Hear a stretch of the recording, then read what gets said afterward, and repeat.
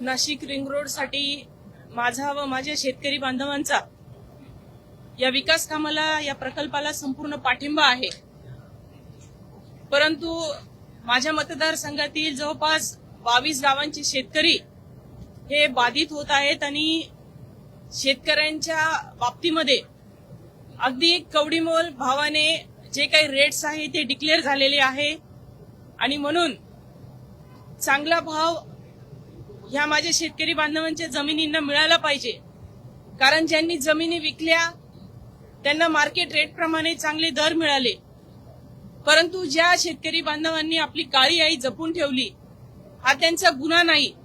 आणि म्हणून शेतकरी बांधवांच्या रिंग रोड साठी जे काही जागा घ्यायच्या आहे त्यासाठी चांगला दर मिळावा, भाववाढ मिळावी, हीच माझी माननीय शासनाला, माननीय मुख्यमंत्री महोदय फडणवीस साहेब असतील, सुनेत्रा वहिनी असतील, एकनाथ शिंदे साहेब असतील, यांना विनंती आहे की लवकरात लवकर ही बैठक लावून योग्य तो मोबदला माझ्या शेतकरी बांधवांना मिळाला पाहिजे. आणि ज्या ज्या काही अडचणी या रिंग रोडच्या संदर्भात तांत्रिकदृष्ट्या शेतकऱ्यांच्या बाजूने कमकुवत आहेत, शेतकरी बांधवांना ताकद देण्यासाठी कृपया शासनाने याची दखल घ्यावी आणि अधिवेशन संपायच्या आत बैठक लावून या सर्व प्रश्नांची दखल शासनाने घ्यावी, एवढीच मी माननीय मुख्यमंत्री महोदयांना विनंती करत आहे. या अगोदर तुमचं पालकमंत्री असतील किंवा गिरीश महाजन असतील ज्यांच्याकडे सध्याला या सगळ्या गोष्टींचं काम आहे, त्यांच्याशी बोलणं झालं तर एकूणच मुख्यमंत्री स्वतः देखील लक्ष घालतात, मुख्यमंत्र्यांनी देखील वारंवार सांगितलं होतं. अशात ही परिस्थिती तुमच्यावर का आली की तुम्ही स्वतः सत्ताधारी असूनही तुम्ही आंदोलन करता? मी सत्तेत आहे ते माझ्या शेतकरी राजामुळे, माझ्या मतदारांमुळे. त्याच्यामुळे आपण सत्ताधारी पक्षात आहोत किंवा विरोधी पक्षात आहोत हा बाजूला विषय आहे. आम्ही आमदार आहोत आणि जनतेच्या मतांवर निवडून आलेले आहोत. त्याच्यामुळे माननीय गिरीश भाऊंनी पण भरपूर लक्ष या प्रकल्पामध्ये घातलेलं आहे. अनेक प्रश्न त्यांनी बैठका घेऊन किंवा कलेक्टर महोदयांशी, विभागीय आयुक्तांशी बैठका घेऊन सोडवण्याचा प्रयत्न केलेलाच आहे. माझी मागणी ही माननीय मुख्यमंत्री महोदयांनी ही बैठक लावून भाववाढ करावी हा माझा प्रमुख प्रश्न आहे. आणि शेतकऱ्यांना जर जमिनीला चांगले दर मिळाले नाही तर हा शेतकरी बांधवांचा असंतोष हा मोठ्या प्रमाणात तुम्हाला सगळ्यांना दिसून येईल. तो होऊ नये. प्रकल्पाला कुणाचाही विरोध नाहीये. आज सगळे शेतकरी जे काही प्रकल्प आहे त्याला जागा द्यायला, कारण विकास झाला तर सगळ्यांचाच होतो, फक्त शासनाचा होत नाही, तो शेतकऱ्यांपासून व्यापाऱ्यांपर्यंत सर्वांचा होतो. परंतु ते होत असताना शेवटी जमीन ही शेतकरी बांधवांची दिली जाणार आहे आणि शेतकरी बांधवांच्या जमिनीला योग्य मोबदला मिळावा हीच माझी प्रमुख मागणी आहे. हिंदी मध्ये सांगा, हिंदी में जाना चाहेंगे रिंग रोड के लिए? रिंग रोड के लिए कम से कम 25 गांव इस पूरे प्रोजेक्ट में बाधित हो रहे हैं. उसमें से 22 गांव जो है, वैसे तो सभी 25 हमारे ही है, नासिक के ही है, लेकिन 22 गांव जो है देवलाली मतदार संघ से जा रहे हैं. और वहाँ के जो किसान हैं उन किसानों का जमीन देने के लिए कोई भी विरोध नहीं है, लेकिन जो उनको रेट दिए गए हुए हैं, जिन लोगों ने जमीन रखी है उसको कसा है और हम लोगों को वेजिटेबल्स रहेंगे, अनाज रहेगा, वो प्रोवाइड करते आ रहे हैं.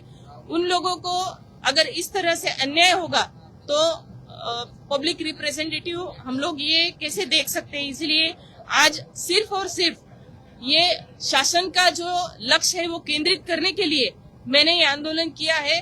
मुझे पूरा विश्वास है कि माननीय मुख्यमंत्री महोदय और सुनेत्रा वहिनी है, एकनाथ शिंदे साहब तो हॉस्पिटलाइज है, लेकिन दोनों भी हमारे नेता जो है वो हमारा ध्यान रखेंगे और ये सेशन खत्म होने के पहले एक मीटिंग लेके पूरा पॉजिटिव रिजल्ट हमको देंगे, ये हम लोगों को उम्मीद है. कल्याण डोंबिवली एक हॉस्पिटल की घटना है जहाँ पे शिवसेना जो है वो डॉक्टर और नर्स के ऊपर हाथ उठाते हुए दिखाई दे रहे हैं, उसको लेके काफी बात एक्चुअली बहुत गलत है. जो बात करके सुलझ सकती है वहाँ पे हाथ उठाने की जरूरत नहीं है, लेकिन वहाँ पे क्या सिचुएशन थी वो मुझे पता नहीं है. फिर भी किसी महिला पे किसी पुरुष ने हाथ उठाना ये बहुत ही गलत बात है. आपको अगर चाहिए तो आप सीएम साहब के पास आइए, और शिवसेना के जो नेता है उप मुख्यमंत्री आदरणीय एकनाथ शिंदे साहब, वो जो है वो मुख्यमंत्री थे तभी अजीत दादा, फडणवीस साहब और एकनाथ शिंदे साहब ये जब सत्ता में थे तब लाड़की बहन ये योजना आई थी। और महाराष्ट्र के लाड़की बहनों पे अगर हाथ उठाया जा रहा है तो ये गलत बात है, मैं इसका विरोध करती हूँ।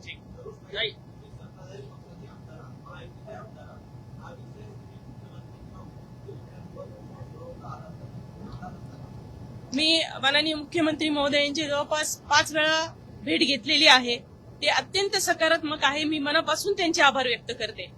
परंतु ह्याच अधिवेशन संपायच्या आत ही बैठक लावावी, ह्या गोष्टीवर लक्ष केंद्रित करण्यासाठी माझं हे आंदोलन आहे।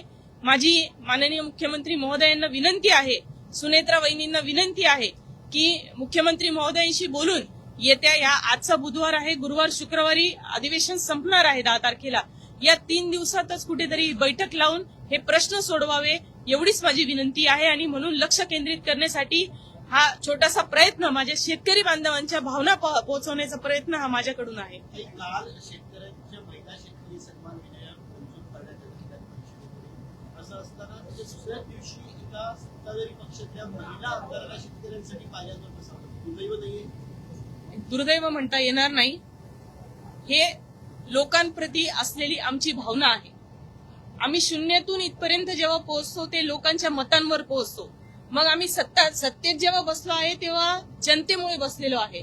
मग आज काल जेव्हा विधान परिषदेमध्ये महिला शेतकरी जे काही धोरण आलेलं आहे त्याचं नक्कीच स्वागत हे तळागाळातून होतं आहे, मी सरकारचं अभिनंदनही करते।